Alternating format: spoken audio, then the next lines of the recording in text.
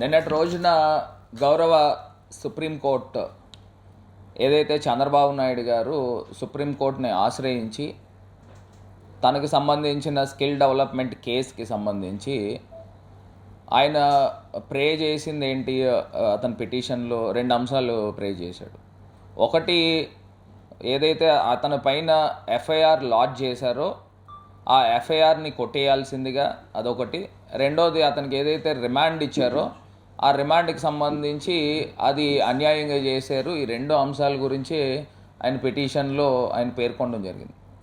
ఒకటి, 17A అతని పైన చంద్రబాబు నాయుడు గారి పైన వర్తిస్తుందా లేదా అనేది కాసేపు పక్కన పెడితే, ఇప్పుడు ఏదైతే ప్రివెన్షన్ ఆఫ్ కరప్షన్ యాక్ట్కి సంబంధించి కానీ ఐపీసీ సెక్షన్స్ ప్రకారంగా కానీ ఆయన అరెస్ట్ చేశారు. ఇప్పుడు ఏదైతే ధర్మాసనము, ద్విసభ్య ధర్మాసనము, ఆయన బోస్ గారు కానీ త్రివేది గారు కానీ వీరిద్దరు ఇచ్చిన ఒపీనియన్లో, వారు ఇచ్చిన వర్డిక్ట్లో ఏవైతే ఉందో అది డివైడెడ్ ఒపీనియన్ కిందన వచ్చిన దాంట్లో ప్రధానంగా చంద్రబాబు నాయుడు గారి పైన అరెస్ట్ పాయింట్ ఆఫ్ వ్యూలో గవర్నర్ పర్మిషన్ తీసుకోవాలి అని చెప్పేసి ఒక అంశాన్ని లేవనెత్తారు. ఆ గవర్నర్ పర్మిషన్ కూడా ఏ ప్రకారంగా, పీసీ ప్రకారంగా, ప్రివెన్షన్ ఆఫ్ కరప్షన్ యాక్ట్ ప్రకారంగా ఆయన గవర్నర్ పర్మిషన్ తీసుకోవాలి. ఏదైతే ఐపీసీ సెక్షన్స్ ఏవైతే ఆయన పైన ఛార్జ్ అయినాయో దానికి గవర్నర్ పర్మిషన్ అవసరం లేదనేది దానికి తాలూకా అర్థం. ఇప్పుడు ఆయన పైన ఒక 3-4 రకాల కేసెస్ పడినప్పుడు కేవలం ప్రివెన్షన్ ఆఫ్ కరప్షన్ ప్రకారంగానే గవర్నర్ పర్మిషన్ అవసరం. ఏదైతే అతని పైన సెక్షన్స్ 490 కానీ, 13A కానీ, 13B కానీ, ఏవైతే 13(1)A కానీ ఇవన్నీ పైన గవర్నర్ పర్మిషన్ అవసరం కాకపోవచ్చు. సో ఇదొక ప్రధానమైన అంశము. ఒకవేళ ఆయన పైన 17A వర్తిస్తుందా లేదా అనే దానిపైన ఏవైతే ఈయన పైన ఛార్జెస్ ఉన్నాయో, ఒకవేళ నిజంగా 17A వర్తించలేదు అనుకోండి, ఏవైనా ఈయన పైన ఛార్జెస్ ఉన్నాయో ఆ ట్రయల్ అయితే రన్ అవ్వాల్సిందే. ఇప్పుడు ఆయన పైన ఏవైతే ఐపీసీ సెక్షన్స్ ఏవైతే ఛార్జ్ చేశారో ఇవన్నీ వాటిపైన కేసు నడవాల్సిందే. ఇప్పుడు నిజంగా చంద్రబాబు నాయుడు గారు సుప్రీంకోర్టులో ఆశ్రయించారు, అది క్వాష్ చేయమని అన్నారు, ఆ క్వాష్ది డిస్మిస్ చేసి పడేశారు.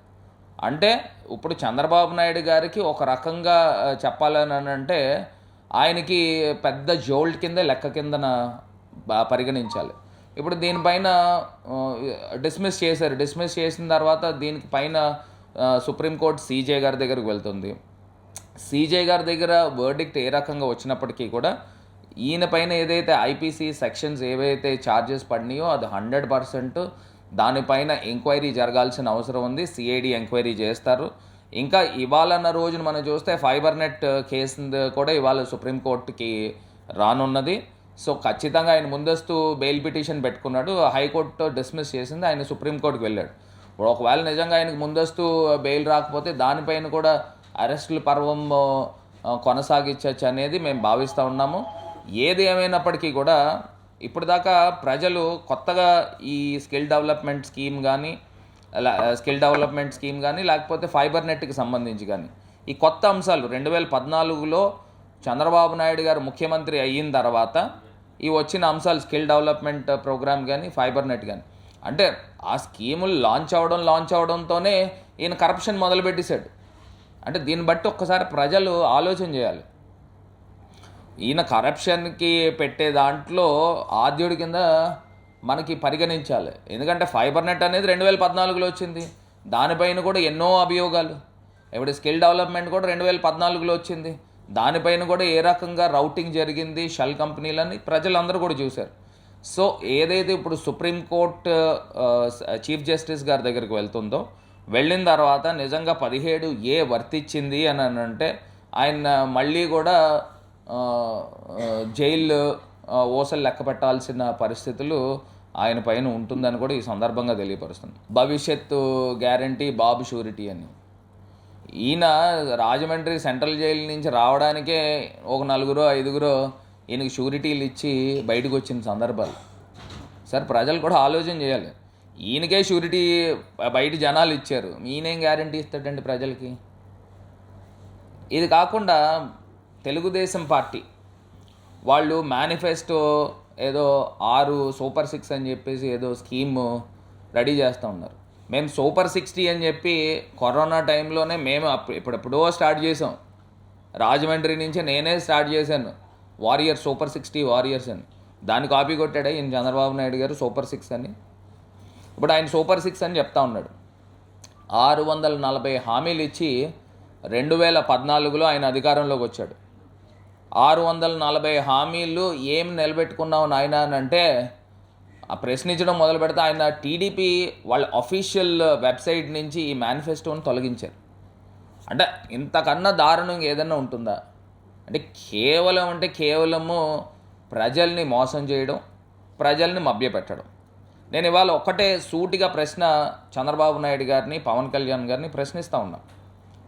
ఇప్పుడు గతంలో మనం చూస్తే గరుడ పురాణం అని చెప్పేసి ప్రజల్ని డైవర్ట్ చేసే కార్యక్రమం చేశారు. ఇప్పుడు తీసుకుని వచ్చి బాహుబలి టైప్లో ఏదైతే ఏదో అంటారు కదా త్రిశూల వ్యూహం, ఆ టైప్లో ఇప్పుడు ఏంటి షణ్ముఖ వ్యూహం అంట. అంటే ఇవన్నీ ఏంటంటే సినిమా డైలాగులు కొట్టుకోవడానికి బాగుంటాయి తప్పితే ఇంకా ఏ రకంగానూ ఉపయోగపడే కార్యక్రమాలు లేవు.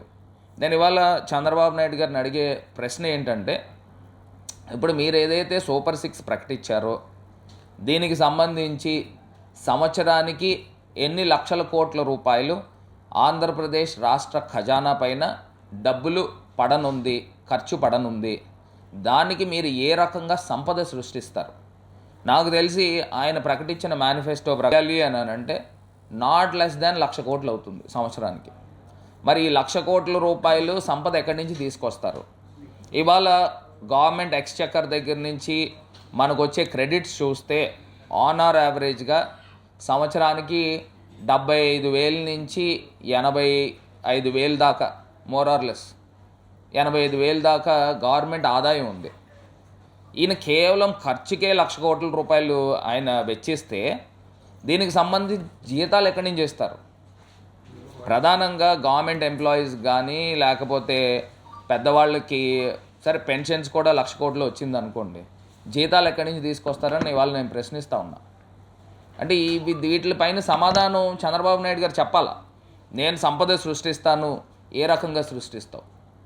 ఇప్పుడు ఆంధ్రప్రదేశ్ రాష్ట్రాన్ని ఈ చంద్రబాబు నాయుడు గారు అప్పులు ఊబిలోకి తీసుకుని వెళ్ళి మనకి స్టేట్ రీఆర్గనైజేషన్ యాక్ట్కి సంబంధించి ఏ మేరకు ఈయన ఎన్డీఏ ప్రభుత్వంలో ఉండి సాధించారు. మేము ఇవాళ గర్వంగా చెప్తాము, జగనన్న ప్రభుత్వం ఇవాళ ఆంధ్రప్రదేశ్ రాష్ట్రంలో పవర్టీ తగ్గించి ఒక సమాజ స్థాపన తీసుకొచ్చే దిశగా అడుగులు వేస్తుంది జగన్మోహన్ రెడ్డి గారి ప్రభుత్వం. ఇవాళ ఎడ్యుకేషన్ సిస్టంలో మొత్తము ఒక ప్రక్షాళన తీసుకుని వచ్చి చూస్తే నాడు నేడు కింద 70,000 కోట్ల రూపాయలు ఖర్చు చేసి ఇవాళ విద్యలో లిటరసీ రేట్ కేరళని సర్పాస్ చేసి మొత్తం యావత్ భారతదేశంలో ఆంధ్రప్రదేశ్ నంబర్ 1 పొజిషన్లో విద్యా వ్యవస్థ పైన ఉంది. అదే రకంగా వైద్యం కూడా చూస్తే 16 కొత్త మెడికల్ కాలేజీలు తీసుకొచ్చిన సందర్భం కూడా ఇవాళ ఆంధ్రప్రదేశ్ రాష్ట్రంలో కనబడుతూ ఉంది. 5 medical college already studies academic year ప్రారంభమైంది. నాయుడు గారి హయాంలో ఎడ్యుకేషన్ మాఫియా కబంధ హస్తాల్లో ఇవాళ విద్యా వ్యవస్థ ఉండిపోవడం జరిగింది. ఇదే రీతిలో ఈయన చంద్రబాబు నాయుడు గారు ముఖం చెప్తే, ఆయన 40 ఇయర్స్ ఇండస్ట్రీ పేరు చెప్తే, 14 సంవత్సరాలు ముఖ్యమంత్రి కింద చేసిన వ్యక్తి కనీసం ఒక గవర్నమెంట్ మెడికల్ కాలేజ్ అయినా తీసుకుని వచ్చారా అని ఇవాళ మేము సూటిగా ప్రశ్నిస్తున్నాం. ఇవేం లేవే. ఇప్పుడు తీసుకొచ్చి మళ్ళీ ప్రజల్ని మభ్యపెట్టి మోసం చేసే కార్యక్రమము ఇవాళ మళ్ళీ ఇంకొక కొత్త అధ్యాయానికి శ్రీకారం చుట్టబోతూ ఉన్నారు. ఇవాళ బాబు షూరిటీ అనేది కేవలం వాళ్ళ కొడుక్కి షూరిటీ, వాళ్ళ కొడుక్కి గ్యారంటీ తప్పితే ఇంకెవ్వరికి కూడా ఉపయోగం లేదు. ఆయన కొడుక్కి, ఆయన దత్తత కొడుక్కి తప్పితే వీళ్ళిద్దరికీ ఉపయోగం, వాళ్ళ సామాజిక వర్గానికి కొంతమందికి ఉపయోగపడవచ్చు, కానీ ప్రజలకి ఎవ్వరికీ కూడా ఉపయోగం లేదు. మళ్ళీ నిలువున మోసం చేయడానికి ఈ చంద్రబాబు నాయుడు గారు మళ్ళీ వ్యూహం పన్ననున్నారు. ప్రజలందరూ కూడా అప్రమత్తతో ఉండాల్సిందిగా కోరుతాం. ఆవిడ షర్మిల గారు ఆమె పార్టీ పెట్టుకున్నారు, వైఎస్ఆర్టీపీ అని పార్టీ పెట్టుకుని తెలంగాణలో ఆమె పోటీ చేయడానికి సన్నాహాలన్నీ చేసుకున్నారు. దాని తర్వాత కాంగ్రెస్ పార్టీతో ఏదైతే ఒప్పందం అయిందో ఆ ఒప్పందం ప్రకారంగా ఇప్పుడు కాంగ్రెస్ పార్టీలో చేరి ఆమె పీసీసీ కింద ఇక్కడ ఆంధ్రప్రదేశ్ వ్యవహారం చూస్తూ ఉన్నారు. సరే, ఏదేమైనప్పటికీ ప్రజాస్వామ్యంలో ఎవరికి ఏ పార్టీలో అయినా వెళ్ళొచ్చు, ఏ పార్టీ నుంచి అయినా ప్రాతినిధ్యం వహించవచ్చు. సో ఆమె డెసిషన్ తీసుకున్నారు షర్మిల గారు, పీసీసీ కాంగ్రెస్ పార్టీలో జాయిన్ అయ్యారు, పీసీసీ ప్రెసిడెంట్ కింద ఉన్నారు. సరే, ఏదేమైనప్పటికీ అనేక రాజకీయ పార్టీలు వస్తూ ఉంటాయి, వెళ్తూ ఉంటాయి. ఆ రోజుల్లో దివంగత మహానేత రాజశేఖర రెడ్డి గారు ఏం చెప్పారు? ప్రతి మహిళని లక్షాధికారి చేస్తా అన్నారు. ఇవాళ ఆచరణ సాధ్యంలో జగన్మోహన్ రెడ్డి గారు చేసి చూపించారు. ఇవాళ ప్రతి మహిళని కూడా లక్షాధికారి చేస్తూ ఉన్నారు. మరి రాజశేఖర రెడ్డి గారి ఆశయాలని మరి ముందుకు తీసుకువెళ్తుంది జగన్మోహన్ రెడ్డి గారు. కేవలం ఏంటంటే కాంగ్రెస్ పార్టీ షర్మిలారెడ్డి గారిని పక్కన పెడితే, వైఎస్ షర్మిల గారిని, కాంగ్రెస్ పార్టీ నిలువున ఆంధ్రప్రదేశ్ రాష్ట్రాన్ని మోసం చేసిందనేది ప్రతి ఒక్క ఆంధ్రప్రదేశ్ పౌరుడు గుండెల్లో నాటుకుపోయింది. ఇవాళ ఆంధ్రప్రదేశ్ రాష్ట్రాన్ని అన్యాయంగా విభజించి హైదరాబాద్ని తెలంగాణకు అప్పచెప్పి ఆంధ్రప్రదేశ్ రాష్ట్రానికి చేసింది ఏంట్రా అంటే పెద్ద గుడ్డు సున్నా. డెఫిసిట్ ఏదైతే బడ్జెట్తో ఇవాళ ఆంధ్రప్రదేశ్కి రావాల్సింది 22,000 కోట్ల రూపాయలు ఆ రోజు లెక్క కడితే, ఆ రోజు రాష్ట్రం విభజన చేసిన తర్వాత. ఇప్పుడు ప్రత్యేక హోదా అనే అంశంతో ఆయన పొందుపరచచ్చు, ఎందుకు పొందుపరచలేదు కాంగ్రెస్ పార్టీ? అదే రకంగా ఆ విభజన హామీలో పోలవరం ప్రాజెక్ట్కి 100కి 100% కేంద్ర ప్రభుత్వం నిధులతో మేము కట్టి R&R మొత్తం అంతా కూడా చేస్తాము, దానిపైన కూడా కండిషన్స్ ఉన్నాయి. అందుగురించే చంద్రబాబు నాయుడు గారు 2014లోనో 2015లోనో వాళ్ళు సంతకాలు చేసుకున్నప్పుడు 2014 రేట్స్కి మేము ఏకీభవిస్తున్నాం అని చెప్పేసి ఆయన మెన్షన్ చేశాడు. ఇవాళ 2023 ఇంకా పోలవరం ప్రాజెక్ట్ కట్టడానికి R&Rకి సంబంధించి వాల్యూస్ షూటప్ అయిపోయినాయి. మరి దానికి సంబంధించి 1,00,000 కోట్లు అవుతుందా, ఎంత డబ్బు అవుతుంది అనేది అంచనాలు వేయాలా? మరి ఇదంతా కూడా కేంద్ర ప్రభుత్వం డబ్బు అంటే ప్రజల డబ్బు కాదా అని అడుగుతా ఉన్నా. మరి ఇవాళ దాని బాధ్యత ఎవరు వహించాలి? కాంగ్రెస్ పార్టీ ఆ రోజు మరి అన్యాయం చేసింది. అదే రకంగా వెనకబడిన జిల్లాలకి 50 కోట్లు ఏంటండి, నాకు అర్థం కాల. ఒక్కొక్క జిల్లాకి 50 కోట్లు ఏంటి? కేబీకే తరహాలో, బుందేల్ఖండ్ తరహాలో ప్రతి జిల్లాకి అక్కడ ఉన్న పెర్ క్యాపిటల్ ఇన్కమ్ ప్రకారంగా చూసుకుంటే ఒక్కొక్క జిల్లాకి సంవత్సరానికి 2,000 కోట్లు ఇవ్వాల్సిన పరిస్థితులు ఉంటాయి. మరి ఇది మోసం చేయడం కాదా? మరి పోర్టుకి సంబంధించి దుగ్గిరాజుపట్నం పోర్టు అక్కడ టెక్నికల్ ఇష్యూ ఉంటుందని తెలిసినప్పటికీ కూడా ఆ దుగ్గిరాజుపట్నం పోర్టు పలానా టైం కంప్లీట్ అవ్వాలని అన్నారు. అక్కడే శ్రీహరికోటకి సంబంధించిన ఇష్యూస్ నడుస్తాయి. ఎందుకంటే అది బైబిల్ కాదు, అక్కడ పక్కన శ్రీహరికోట దగ్గర ఉన్న మనకి స్పేస్ స్టేషన్ ఉంది, దాన్ని మళ్ళీ టెక్నికల్ ఇష్యూ వలన రామాయపట్నం మార్చారు. దానికి వాళ్ళన్న రోజుకి అతిగతి లేదు. అంటే ఏదైతే లోపభూయిష్టంగా 2014 ఏపీ రీఆర్గనైజేషన్ యాక్ట్కి సంబంధించి కాంగ్రెస్ పార్టీ ఆ యాక్ట్ని పాస్ చేశారో అందులోనే కంప్లీట్గా తప్పులు తడకాతో ఉంది. నిజంగా ఆ రోజు రాష్ట్రాన్ని విభజన చేసినప్పుడు ప్రత్యేక హోదాని అందులో పొందుపరిచి ఉంటే ఇవాళ ఇంత లోపం ఉండేది కాదు. మరి ఎందుకు చేయలేకపోయారు? ఇవాళ ఏ ముఖం పెట్టుకుని కాంగ్రెస్ పార్టీ ఆంధ్రప్రదేశ్ రాష్ట్రంలో తిరుగుతారని నేను ఇవాళ సూటిగా ప్రశ్నిస్తున్నా. అది కూడా ఒక్కసారి వైఎస్ షర్మిల గారు కూడా ఒకసారి ఆలోచన చేయాలి. ఇవాళ తండ్రి గారు దివంగత నేత రాజశేఖర రెడ్డి గారు ఎంతైతే కష్టపడ్డారో ఆంధ్రప్రదేశ్ రాష్ట్రానికి, కాంగ్రెస్ పార్టీకి, మరి కాంగ్రెస్ పార్టీ ఇవాళ ఆంధ్రప్రదేశ్ రాష్ట్రానికి ఇంత మోసం చేసినప్పుడు ఆవిడ ఏ రకంగా కాంగ్రెస్ పార్టీలో జాయిన్ అయ్యి ఇటు ఆంధ్రప్రదేశ్ రాష్ట్రానికి పీసీసీ కిందన వ్యవహరిస్తున్నారు అనేది కూడా ఒకసారి ఆలోచన చేసుకోవాలని ఈ సందర్భంగా తెలియదు.